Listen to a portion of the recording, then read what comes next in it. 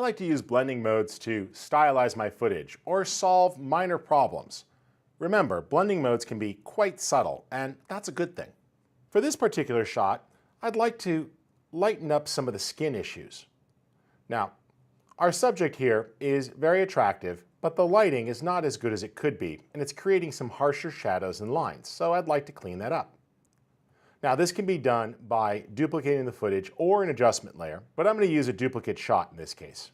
And essentially, it's just a blurred clip with a blend and then some color correction. Here's how.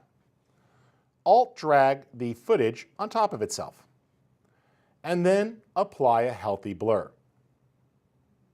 Remember, you can access this from the effects panel.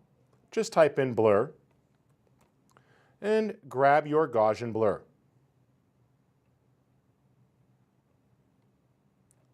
Always check repeat edge pixel and then bloom it up. Essentially, you're creating a soft overlay that'll be laid over the skin tones. When using a blending mode like screen, it really starts to blend that in nicely, hiding some of the small blemishes in the skin. However, you'll notice that things got quite a bit brighter. So rather than lowering the opacity to back it down, which gets rid of some of the masking properties, I'll simply apply color correction. With the fast color corrector, I can essentially darken this overlay layer. So by pulling the midtones, I could take that back so it starts to match the original exposure. And it's pretty easy here. If you're having a hard time knowing what you're doing, what I would recommend is apply a crop.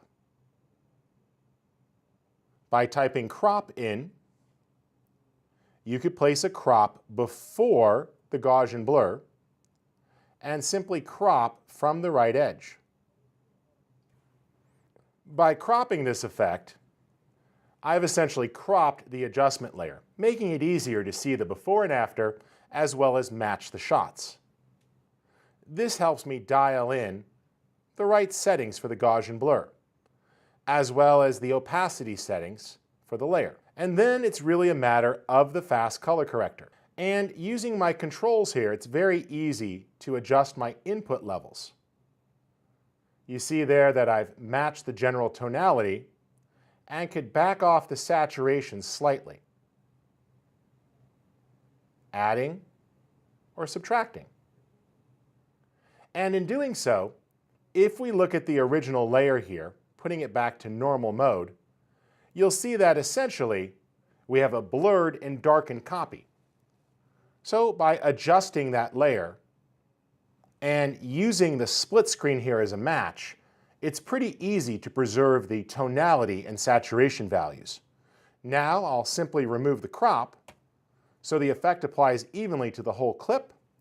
And if we compare that between the shots, you'll see it's done a very nice job of improving the skin, which is something most people could benefit from. A membership to lynda.com unlocks this entire course and hundreds of others. Visit lynda.com to learn more.